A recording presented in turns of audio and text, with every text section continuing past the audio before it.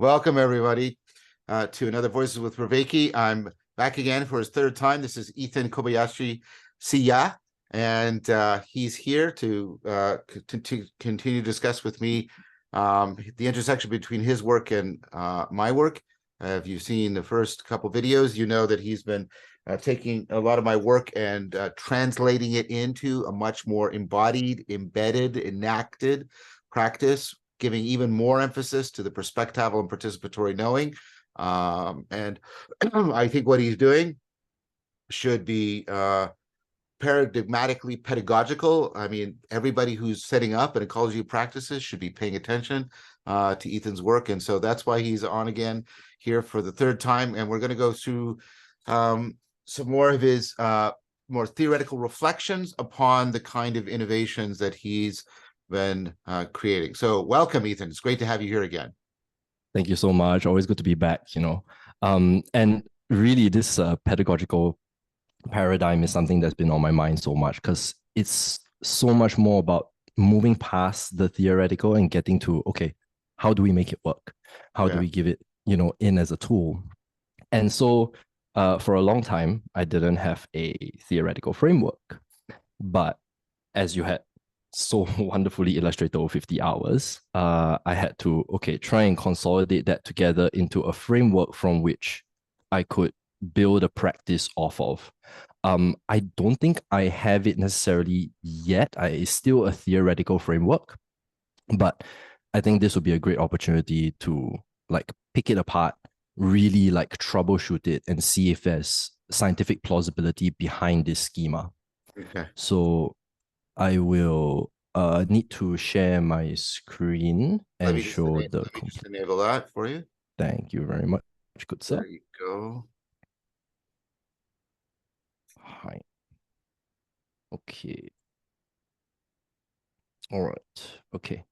So I'll just flash this on for now, and then I have some graphics to talk through. Okay. But this is the sapiential processing framework, which I'm proposing as a schema, at least just for myself to work with for now, which is a counteractive dynamic system to parasitic processing, which you and Leo Ferraro had wonderfully drawn out. So this is all very flowy, but I'll go through each one of them and then please, by all means, stop me if you see a problem. I will have questions as well as we move forward. And then let's see whether or not there need to be adjustments made. This is version 1.3. It's gone through 1.2, two other reiterations, and I'm now working on a fourth iteration that includes all of the neurobiological stuff beneath it. So I will now go through, where's the other window?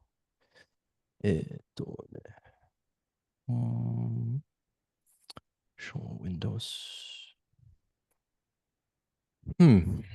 This thing is not showing up here. Okay, I think I can do it from here then. Sorry. Okay. Yeah, I'll just do it from here then. Okay. Bless you. Thank you. Okay. So, all right. So let's start here. Yeah, parasitic processing, as we know, begins with the interpretation of an event as bad or wrong. Yes. So my proposal here is not necessarily that we have to interpret everything as positive. I think that's going to lead to narcissism and mania further down the line. Instead, what I'm trying to propose forward is a recursive awareness of interpretive bias. Sure. Yes. Yeah. So just an awareness that there are elements that will make us look at something positively and will make us look at things negatively. I work with my clients on some of these, and we'll draft out a list of events. And then we'll say, okay, how would you want to read this badly if you could? All good. So moving past an emotional probability assessment, it likely hopefully can lead us to a rational probability assessment, which means it's opening us up to having a little bit more room for raw data. Right. So where that raw data is going to come from is from our heuristics. Right. Now, I think you pointed out that we can't do without them because otherwise we lose ability to be intelligent. That's right. You'll hit combinatorial explosion, right? Yeah. So so the representative heuristic in terms of what stands out for us, I think that it is possible for us to build in structures and habits that allow us to categorize what stands out for us in terms of salience. Okay. Yeah. So what I'm leaning towards as a theatrical practitioner, a somatic practitioner, is that we're leaning on perceptual imagery. So this is borrowed from Damasio. Right. Perceptual imagery in terms of interoceptive imagery, our proprioceptive imagery, what the body is doing, and our exteroceptive imagery. And we can layer those in and be clear about them. So basically, Now, semantic mindfulness. Yes, absolutely. Somatic, somatic mindfulness. Yes. And somatic work has been very, very helpful at being able to parse out what is coming to the fore right. Most of the time. So then we still have to deal with the other bad boy, which is the availability heuristic. Right. Now, I thought Damasio's sensation of recalled imagery was really interesting, and the sense that we are constantly creating our memories rather than retrieving them. That's right. We're constantly recreating. Inherently reproductive. Sorry, inherently reconstructive rather than reproductive. I keep saying the opposite of what I want to say. It's inherently reconstructive rather than reproductive. That's right. I so want to make a joke there, and I will contain it for now. So the availability heuristic, I think there's something in there about being able to recognize recursively that it is being reconstructed.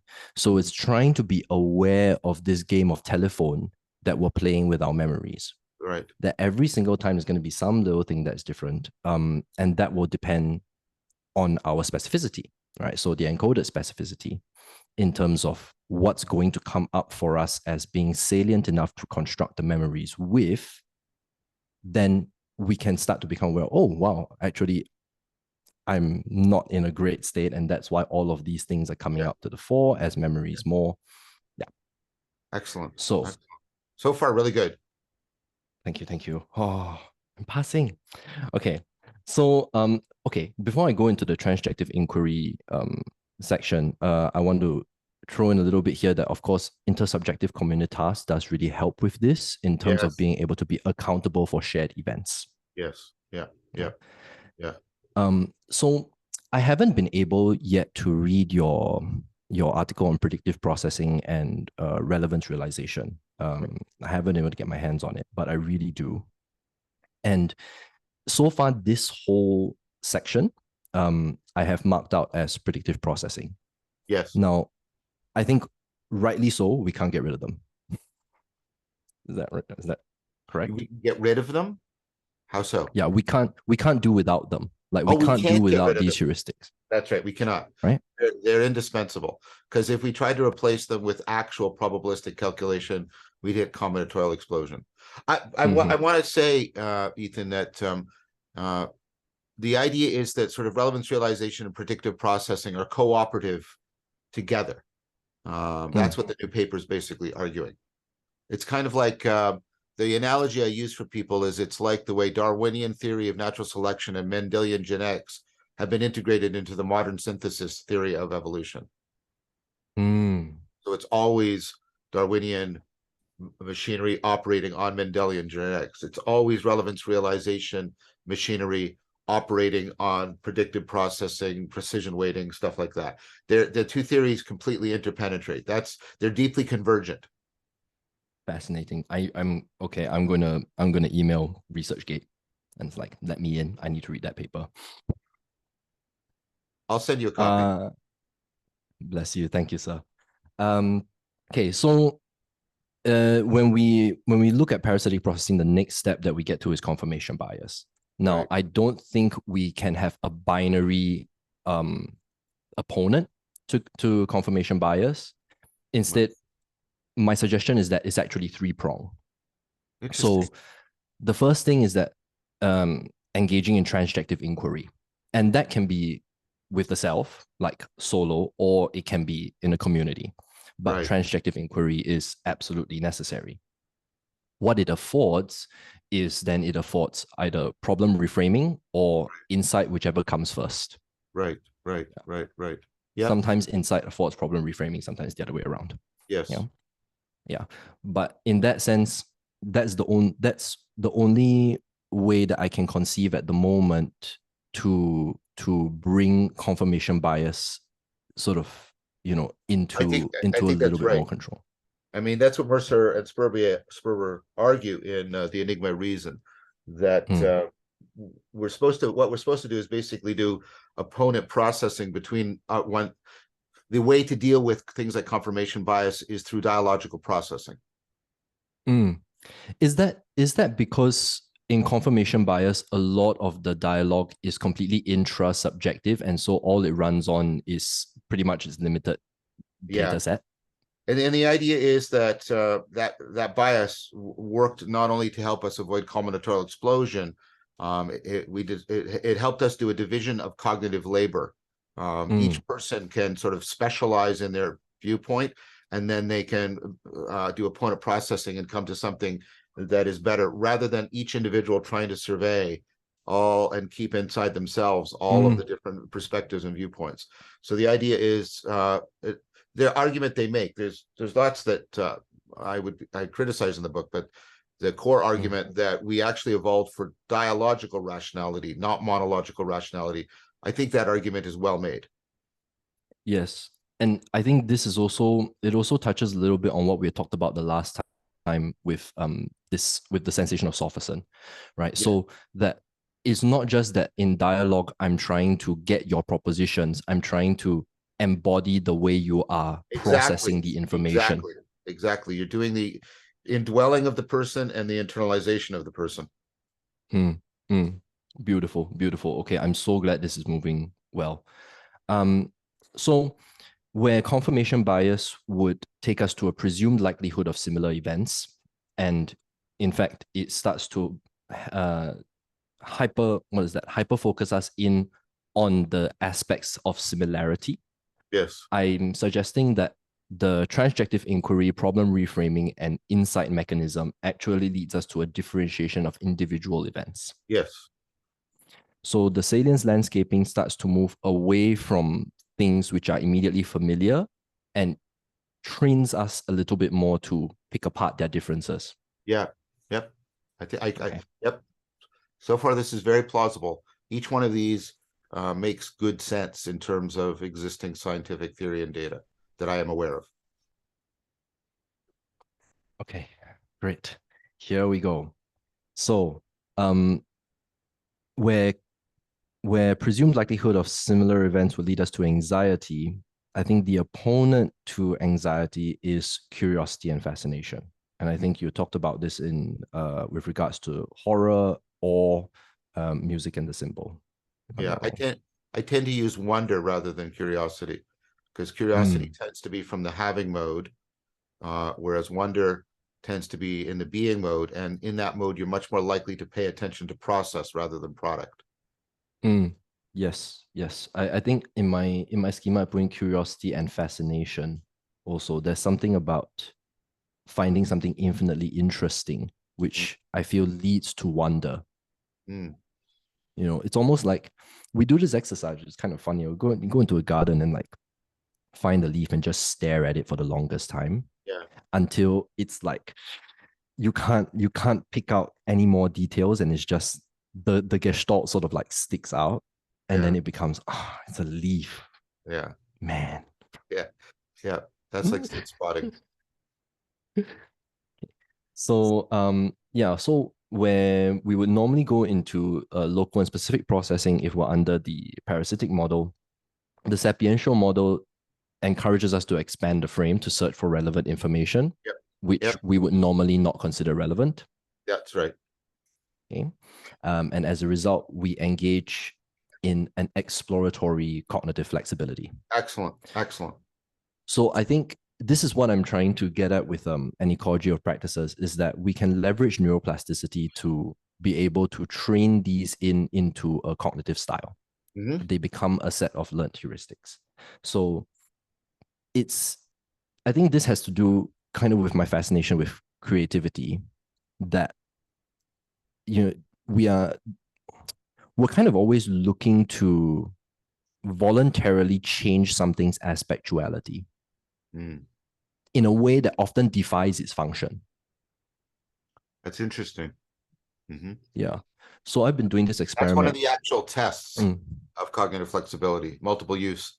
So you give people an object and they have to come up with as many alternative uses. Alternative use is what it's called, sorry. And people have to come up with as many alternative uses of an object other than its normal function. I've heard about this, and they write it on a list, right? Yep, and they have like a minute to do it. And then the other test is figural fluency. You give people a bunch of dots, and they have to connect the dots with lines and make as many different figures as they can within 1 minute. Has there ever been experiments with people where you actually give them the object? Give them the physical object. I mean, you actually give them the dots for the figure of fluency.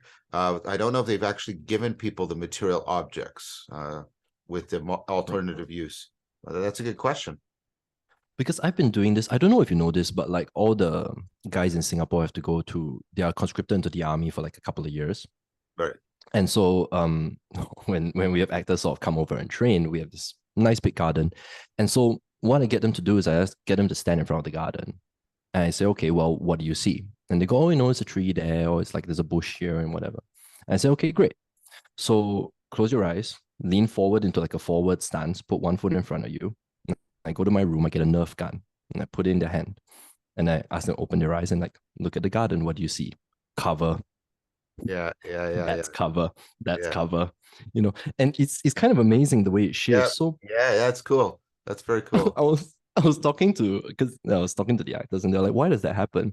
So I suggested to them that I feel like what's happening in rehearsal and in performance actually is we're trying to dial back the material itself. So being able to replace the Nerf gun with a stick, and then from the stick taken away, just use the forward stance, and then just the mindset. Excellent. Very good stuff, Ethan. Yeah. I think that's what's happening. At least that's what I do. Thank you very much. So okay, moving on. What happens upon this exploratory cognitive flexibility is that starts to develop a sense of problems being independently solvable instances. So not necessarily related to previous instances unless voluntarily called upon. You could also be applying something at this stage, which is called the notice invariance heuristic. This comes from Kaplan and Simon, 1990. You could look back at your past failures and see what you weren't changing in them. And then this gives you an insight into something that you've been hanging on to that you need to change, because it's probable the reason why you're not solving your problem is there's something that you're not changing in your failed problem formulations. So you can see them as unique, which can be helpful, or you can and this requires cultivation of humility. You can say they were all failures, and what was in common? What was I not changing across all these problem formulations? And then that can often bring you a very powerful insight. That's fascinating. So okay, so in order to dig into past experience, does that presuppose that they are how do I say this? Is it presupposing that they were aware that there was a problem to begin with, as opposed to being affected by failure? They might notice it. And remember, we're not considering here accuracy, we're considering transfer appropriate processing. So if they reconstruct it, it's a problem, right? We're not in a court of law, right? If they reconstruct something in the past as a failed problem, so be it, right? Because that's not the issue. The issue is can that string of memories give them a sense of what they're failing to change, and that transfers into their current failure so that they gain the Mm. flexibility to reformulate. Okay, So notice this helps. invariant heuristic. Yeah, and this helps to see. This is what's interesting about this heuristic is this is not a. So normally you have your problem space that's given by your problem formulation, and your heuristics help you to move within the problem space. This is a heuristic that operates on problem formulation. It operates on the meta space of possible problem formulations. What it's doing is getting you to compare problem formulations to each other in a helpful way. It really helps focus your relevance realization machinery on the problem formulation. But, and this is why this is obviously that's perspectival. Yes. And it's participatory because it requires humility. It requires the character trait of allowing your identity to not be bound up or threatened by your failures. And so this is, I argue, this helps to explain the long-standing one way in which it helps to explain the long-standing deep association between the cultivation of wisdom and humility. Humility is the character trait, the identity assumption that affords you applying the notice invariance heuristic that can empower your transformation. Without it, one is pretty much running reactionarily and completely unconsciously across these instances of bad problem formulation. That's right. And it renders the heuristic completely null because they can't even figure out what was wrong in the problem formulation process. That's right. And see, what a lot of therapy is about, I would argue, is very sophisticated techniques that humble the person in a certain way so that they can apply the notice invariance heuristic. So typically what happens in therapy is people finally realize, because they've been able to state their problem propositionally for a long time, but then they finally realize the hidden presupposition, the hidden constraint, the hidden way in which they were gestalting the information that they now have to let go of, because, and what that typically means is they have to let go of a particular identity they're assuming. That's why it's a humiliation in the old sense of the word, right? The destruction of the sense of self that has been binding one to the past, and it liberates you. See, it's the opposite, right? Of what's happening with the people you're giving them the Nerf gun. They're assuming that's participatory knowing. They're assuming the identity of a soldier. They're assigning the identities of the arena. They got the and they're noticing affordances. There's cover, there's cover. That's a perfect instance of how participatory knowing then informs perspectival knowing, and then they're bringing up the skills they need. So what you're trying to do is, in some ways, you're trying to reverse that when the identity assumption, right, has been actually blocking people from assuming a different identity that allows them to actually apply the notice invariance heuristic. This is again why there's all kinds of truths that are not available outside of undergoing significant transformation. So you could have a profound set of even metaphysical presuppositions that are actually blocking you from fundamentally understanding the world, and you have to disidentify with those so that you can apply the notice invariance heuristic and come up with a fundamental transformation. I've heard of the dark side to that, and I think that leads to, I don't know if it's a real thing. I saw it come up, narcissistic spirituality disorder. Yeah. Spiritual bypassing, narcissistic spiritual. Yeah, spiritual bypassing. Right. Yeah. Yes. So what you do there is, right, it's what's bullshitty about that is you take the catchiness, the vibrancy, the supersalience of spiritual experiences, and you make that the primary thing. This is why I'm so cautious of people who are only talking about the phenomenology of their spiritual experiences and not paying attention to whether or not there's been real transformation, real functionality in there. Yeah, it's exactly that. Yes. And I would actually like to add to that as well. Thank you for bringing up this point, because I think there's an element of timing as well. Because I was sharing this schema with Alexandra and Jonas, and we meet up for art fellowship, and so we shared this, and this exact question came up. So I suspect that it has something to do with being able to take or hijack this process halfway down. So maybe someone has really, really clean, like proprioceptive information, or they're really embodied and they can feel like, Ah, oh, my heart is pounding on this thing yeah. clearly, or like, oh, or they see synchronicity in something that is external in their environment, right? Like, oh, this snake came up to me, for example.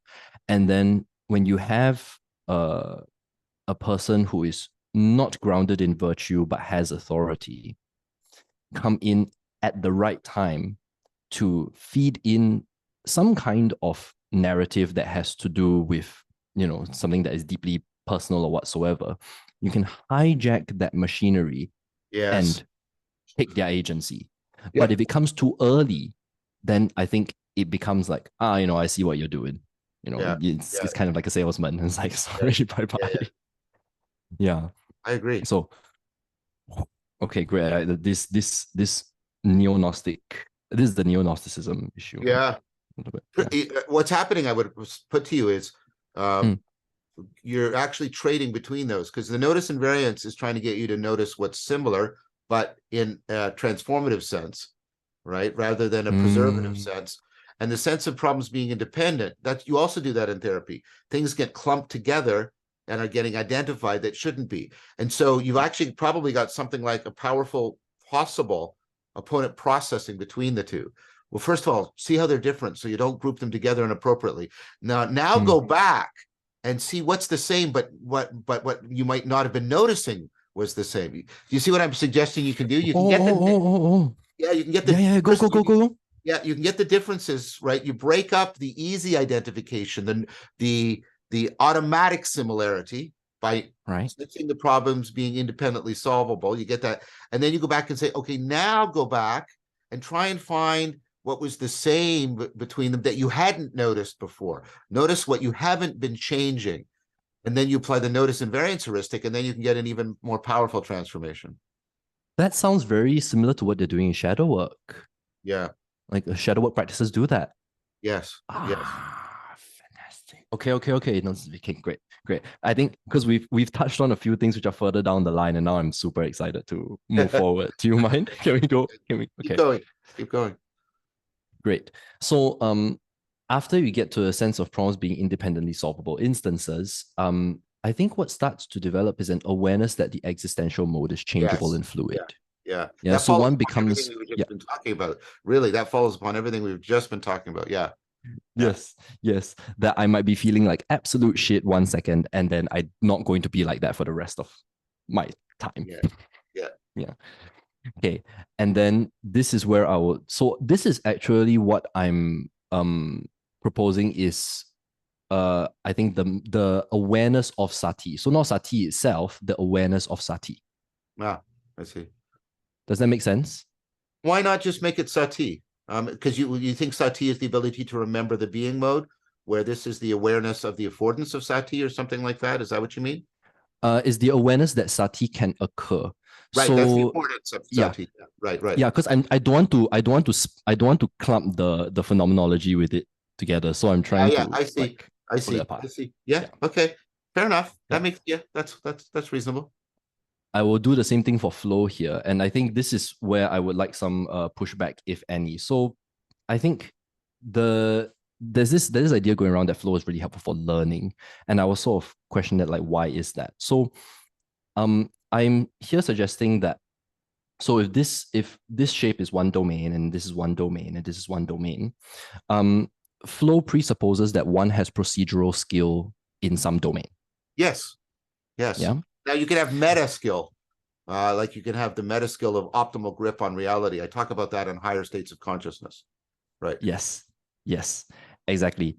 And again, that's further down the line. Wow. Okay. Good. So so we have some kind of skill, and then Oh, I see what you're I will doing with propose. this. This is good. This is good. Keep going. Sorry. Sorry. Okay. Okay, so okay, let's, because I think we're on the same track anyway, but let's Yeah. say so. Okay, I have a friend, philosopher. You'll like him. He does bouldering, and Sure. because we don't have proper like rock walls, like mountainous regions in Singapore, Yeah. we have bouldering gyms, right? So I was talking to him and I asked him, what's it like to climb?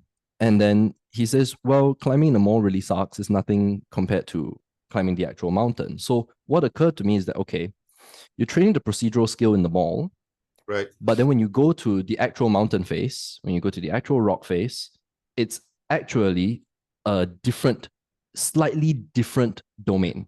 Mhm. So you have heat, you got to deal with the community, you got to go hiking. It's actually quite Yeah. much more complex. But Yes. it's pushing that skill, right, into into a different context, into a different Yes. domain. That's right. So within that difference comes the affordances of skills like hiking, comes Mhm. the affordances of skills like camping, right? So my proposal here is that if we do this over time and we're getting to that meta skill bit, is that the the domains in which one is able to enact said skills become increasingly complex. Yes. Exactly. Exactly. Yeah. And And I think this leans this is into this your executive cognition. Yeah. that's right. And this is also going into the work I'm doing on ritual. Ritual is to find a place, a way of training in situ that transfers as broadly and deeply to life as possible, while percolating through the levels of the psyche, the skills, the traits, etc. Yes. Okay, good. So we are so this is cool, huh? This is I all like the good. diagram, especially. I like the diagram. Well, this is really good. This is really good. Yeah, you should find some way of making your at least your slides available. Yeah. I'm gonna put them up on the website and socials. I want to make all this zero cost information. So even like as we're talking through it, I want the troubleshooting of it to also be zero cost. Yes. So here's where we start to or at least I'm trying to um create a schema for this for the self-organizing criticality Oh, and doing a lot of work on DST. So okay, let me see if I can articulate this as clearly as I can. okay. Circular causality cannot become self-organizing criticality without deliberate critical reflection. Yes. You have to introduce noise. You have to disrupt. Yes. You have to break the structure up. Yes. And so what we're trying to do here is to have the skills and the domains that we found in the flow mutually afford each other to get to this kind of to get to meta stability basically, Right. where Driving they metastability. become yes, absolutely. And then they're much more able to handle perturbations that come without completely losing integrity of the system. Mm-hmm. Mm-hmm. Right. That's an interesting idea. So Again, I'm taking this, I'm translating it back into the stuff I'm doing on ritual. The metastability, yeah, then complexification and the good. Okay.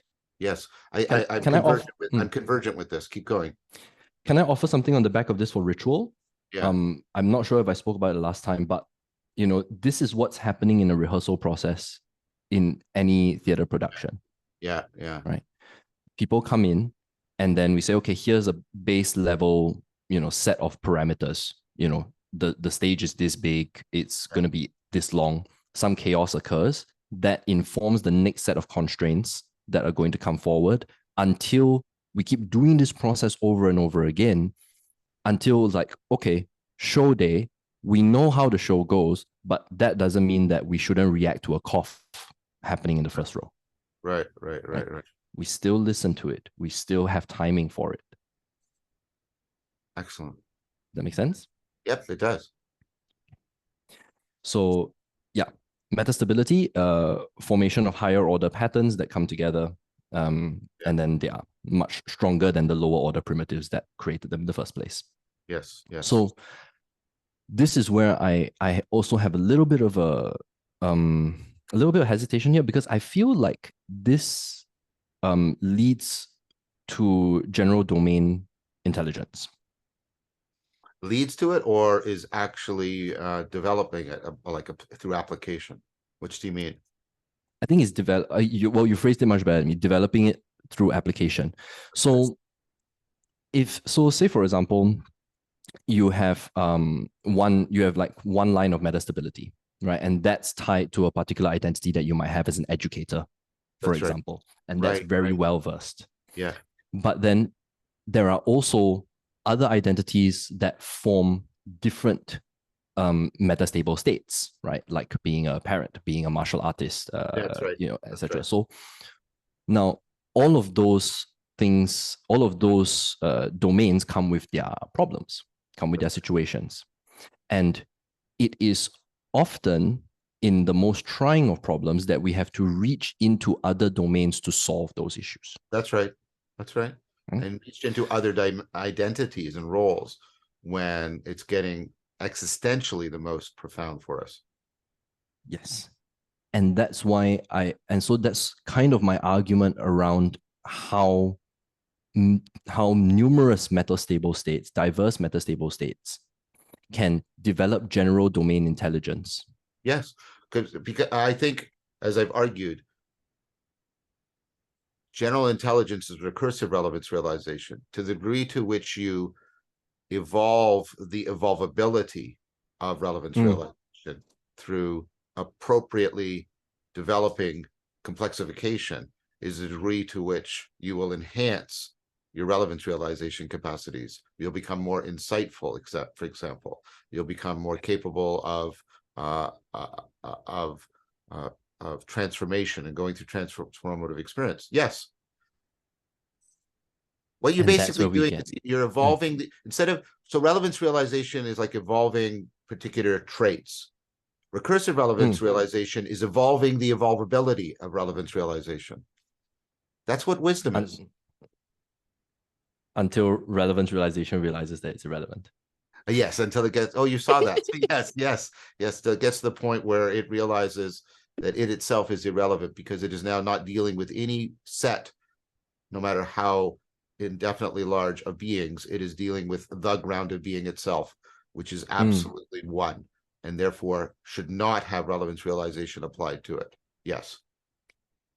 And also does not lose the integration of the systems that No, led to that on the way because up. it is the grounding of all possible integrations, because it's the grounding of all possible intelligibility. Yes, I'll make a flowchart for that. Uh, I went a little bit haywire. Okay. So this is where I think we get cognitive agency. The world seems, I think you've articulated already. The world seems super salient. It's full of options. Yep. And there is a sense of capability despite difficulty. Well, but And it's voluntary. this is just the emergence of reciprocal opening, right? Mm. So the Is the world is emergence of opening up, reciprocal and your opening. agency is opening up reciprocally, and they're doing that in an accelerating fashion. I think the earlier chunk with the flow and the sati, that triangle was, for me, I think, where the voluntary reciprocal opening begins. It Right. begins for me with the expanding of the frame. Sure. But it's not going to be genuine reciprocal opening unless it's also moving into reframing the person's identity and agency. That's true. That's why I use the model of falling in love for reciprocal opening. It's not just the world is opening up, you're opening up to the opening up of the world, and vice versa. Okay, I think where this is coming from, it just hit me, is that the context where we're speaking from about this, I think, is slightly different, because at least in the theatrical context or in the performative context, we're kind of looking for the ability to jump into something, to hunt for something, and then to let it go and let it surprise you I and see. to allow that thing to emerge. So, but I think we're on the same page here. Would you agree? I think so. I On think so. this? That sounds right. Yep. Okay. Very Okay. much Great. so. I think this is really good, by the way. I'm really enjoying this. Thank you. This is that warms my heart to hear. Really, I've been banging on about this for so long. But this is exactly what I want people to do with my work. I want them to take it. I want them to think about it and think about it deeply and profoundly, and how to turn it into ritual in the proper sense of the word for transformation. This is what I want people to be doing with my work. You're exemplary. Thank you. I'm getting emotional now. Okay. Enactor agency. So, I think there's a lot of discussion around the word presence and what that means Yeah, necessarily. Is yeah. we still haven't really found a word for it, which is why I hesitate to call it presence. It used to be, but I think that presence extends beyond mindful awareness of somebody, of a person, of being. Um, it feels to me like in enacted agency, one's cognitive agency is so ingrained that one is co-creating arenas Yes. by existing alone. So I think what you can do is you can break up. So I think part of the problem is people are treating presence, and this goes to some of the work I did with Dan Chiappi, as if it's a single thing. What you have to do, Mm, you have to understand it as presence is how I am presenting myself, how the world is presenting itself, and how we are bound together in the same present moment. And when you put mm. all the three of those together, then I think that's what, and that only works when you have exactly when you're what you're talking about. So presence is a sense of dynamic coupling to the world. Yeah, and that's what we're talking about.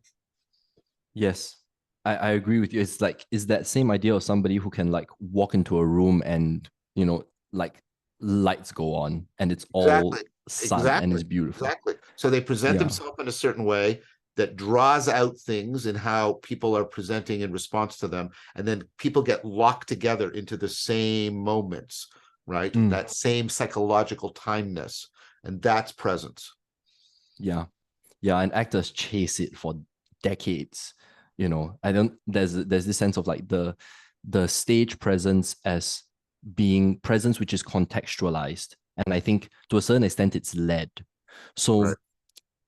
So even if the actor might not have presence off stage necessarily or does not have the strength that strong of dynamic coupling, what the theatrical context does or the performative context does is it says when this person walks in, turn around and look at them, Ah, or open your ah, senses to yeah. be aware of their existence in such a way that it almost accelerates that dynamic coupling, right? We see everybody turn to, somebody who just walked on stage, and then the whole audience, all eyes go there. It's like, This is very helpful. This is very helpful because I've been arguing for a long time that the way truth is the goal, the correct, right, the normative standard of propositional knowing and application power, effectiveness, mm, the goal of procedural knowing, presence is the normative standard and the goal of perspectival knowing. And this is really helping to articulate it well. That's why they're seeking it. They're seeking it because yes. it is the thing that says you are doing perspectival knowing well. Mm, mm, mm. Okay, please send me the recording of this straight afterwards so I can write down all of these notes. I don't want to forget them. Okay, I'm just aware of time, so we'll move through. Um, I think what happens after general domain intelligence is that there is a particularization of psychic symbols, each governing a particular domain. Oh, that's interesting. So you go from, oh, this is like the epitome of relevance realization. You go through this very powerful, you know, integration move to domain general, and then you reparticularize into your Yeah, psychic symbols. This is so you're yeah, actually really making powerful use of the relevance realization machinery here. This is yeah. really interesting. What do you It, mean specifically about this? I mean, I have a sense. Okay, so for example, I'm okay. So I have an amalgamation of identities, right? Right, So I'm an academic. I'm also a husband. I'm also a best friend, whatsoever, right? right, And the way that I identify with myself, but also with the people in these domains and the relationships in those domains, are some. They're going to have some similarities and they're going to have some differences. But what I can do is that if I'm sitting by myself, I can take that perspective and say, okay, well, if I look at the situation as a best friend, what is that going to look like? If I look at the situation as a husband, what is that going to do? And it all have to do with something to do with tamaki.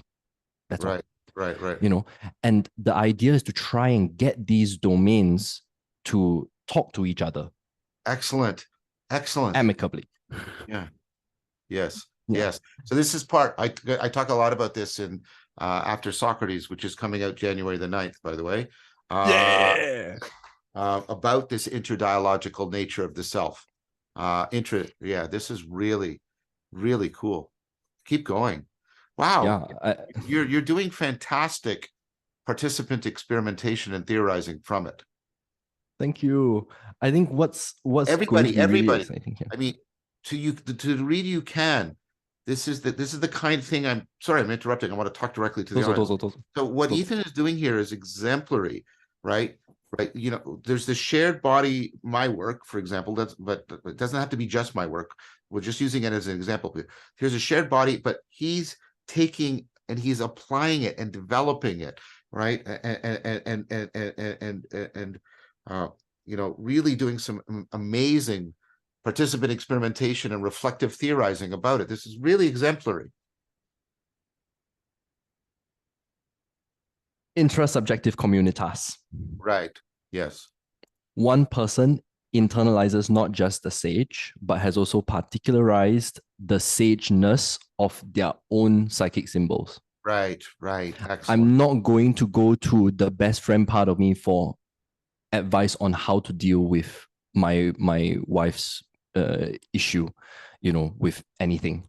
But I will talk to my husband part, and then okay, maybe from then on he'll give an opening, right? And then we can start to really have an understanding of how are all of these different perspectives that exist within me communicating, and are they moving towards the sensation of a good life? Are they moving towards and mutually affording each other character?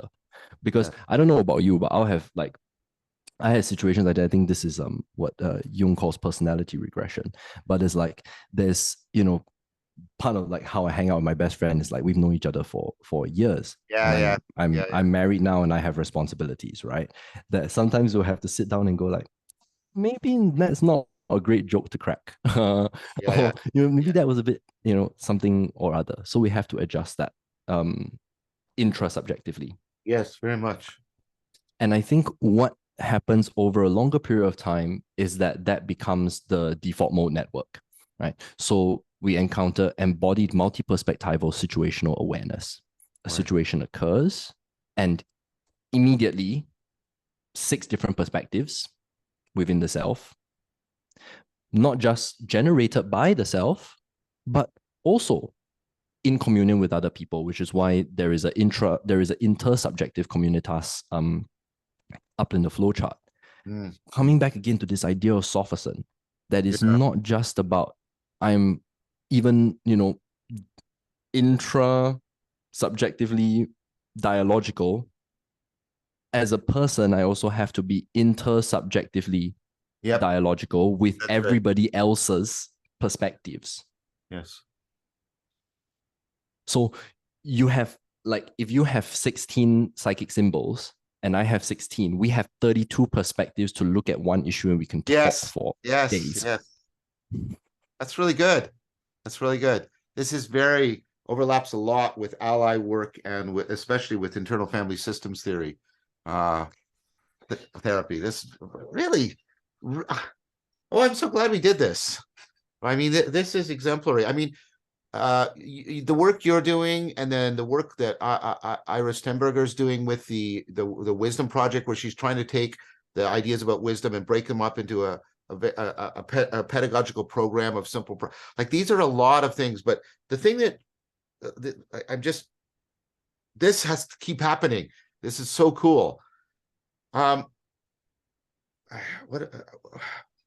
like I mean, you'd already done this, but this just deepens my appreciation for how there's something about the dramatic, the performative, the theatrical in the proper sense of the word. And you know that Victor Turner wrote a book on theater and ritual, right? Yep.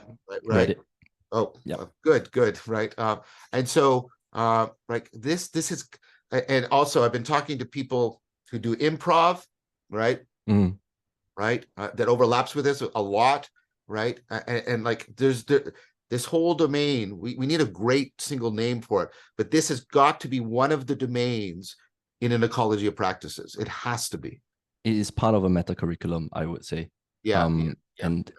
And so just as a I suppose a teaser, this is I've also off the back of that sapiential processing framework built in all of the exercises in Tiamat and where they intervene. So all the exercises do Right. specific things to highlight and Excellent, scaffold. excellent, excellent. So you have a yeah, you're counteracting the dukkha parasitical processing with the dharma, right? The dharma self-organizing processing. That's fantastic. That's But very good. there is a reason for doing this, and this is kind of where I'm at a block. It threw me into depression for like 3 days the other day, which is that I see a lot of similarity, and maybe this is good to talk about next. But I see a lot of similarities between the cognitive mechanics at work in performance and parasitic processing. It's almost as if the act of performance itself is voluntarily entering into the process of Ah, dukkha. And right, that's why the traditional performance practices actually developed pedagogical structures that were counteractive to that. right. Yes, yes, yes. I'm going to dig more into this. I don't want to talk too much on my ass, but that's the current prevailing sense that I'm getting. So let And me I make think we sure should I've got talk. the proposal. You've got the I, idea that there's a deep conformity in the Platonic sense, you know, the dynamic structural the dynamically self-organizing structural functional organization, right, is very similar to mm, the structural functional organization of parasitic processing. So it has an optimal capacity to sort of intervene on parasitic processing because of that isomorphism. Is that what you're proposing? if I think very close, it's that the pedagogy of performance, the actor training part of it, is designed to create that safety buffer. Yes. Because without it, the act of performance is very, very uh, uh, commensurate and yeah, they conform. So So yeah, yeah. Let me make sure. yeah, Let me make sure. You're saying no. The art of performance is to put a safety buffer so you don't get overwhelmed by parasitic processing. correct. Right, Yes, but the then act of performance itself. right, and then but I was extrapolating from that, which means you can then take it and then say, look, it has this has the tremendous potential to conform us to parasitic processing, but we can appropriate and appreciate that, and therefore use it to get an optimal intervention on Yes. parasitic processing. That was the conclusion. Yes. I was maybe I leapt to it a little too quickly. I'm sorry, but that's where I was going with it. No, you are absolutely on the money there. And I think that it's not just performance, it's creativity as a whole. Yeah. It's the ability to expand your cognitive flexibility, at will. And this is so I've So been you talking need to you. Kevin Bowers as well. Same thing we've been Yes, talking about it. yes, and I have a video with him that's coming out soon too. Yeah. Yeah. So Kevin Bowers, I also talked to Ryan Barton. I was chatting with him on Friday actually. Yeah, and very, very insightful conversation, very mutually affording expertise and Well, insights. Ryan. Ryan is on the new board of the foundation, and he is basically um, he's basically the helmsman of the reorganization, and he's put the Beautiful. strategic. He's the author of the strategic plan. Ryan is now deeply integral to everything moving forward. So I'm glad you're talking to him. Yes, he mentioned you and that he Yes. wants you more involved with my work, and so this is also fortuitous that you and I are talking right now. This is wonderful. Things are moving. Things are moving very, very well. Okay. Um, that's all I have for you. For That this now, is I will great. come back with more flowcharts. Well, psychologists love their flowcharts. I'm going to try and release. I'll try and release the previous video and this video Mm, close together. So if you're watching this one now, presumably you've already seen the previous one, and so the way this argument is building, it's like I say, this is really good and really exemplary, and I think you've made a very convincing case for, I don't know what to call it, performance, theatrical performance or something, mm. being a proper domain within any ecology of practices. So thank you so much, Ethan. Thank you As so much, always, John. I'd like to give you the final word. Anything you'd like to leave us with before we end the recording? Yes. Okay. So I've been doing this thing recently where at night I would write down something for my kids in future. It's called Thoughts for You Before I Die. And I think there is one here which is really, really wonderful. Where is this? Okay, okay, I know which one this is. Okay, great.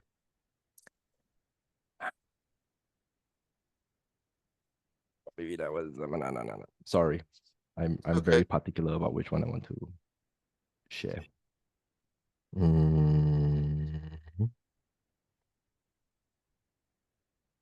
Okay, let's do this one. You did not evolve to become a mindless, reactionary creature, dwelling in a hell of your own reflexive making. Even an ape, a dolphin, a child of 3, is aware of its own mind. Though simple, the seed of complexity lays nestled in the cranial soil. Of what condition is this soil? Is it tended or left to dry and crack? Be content in the chaos of life, but be aroused against the absence of pursuit of contentment. Fight hard to lay down arms. When one can be jostled by the breeze into absolute paralysis at the possibility of a falling leaf grazing one's shoulder, then it can be said that hell itself has infiltrated the mind, and you have armed its numbers, garrisoned its troops, and set them forth upon yourself. Seek to understand the soldier's plight, and in doing so, make farmers of devils, poised to harvest the simplest contentment. Well, thank you very much. And I just reply to that to remind everybody that Socrates was an excellent soldier.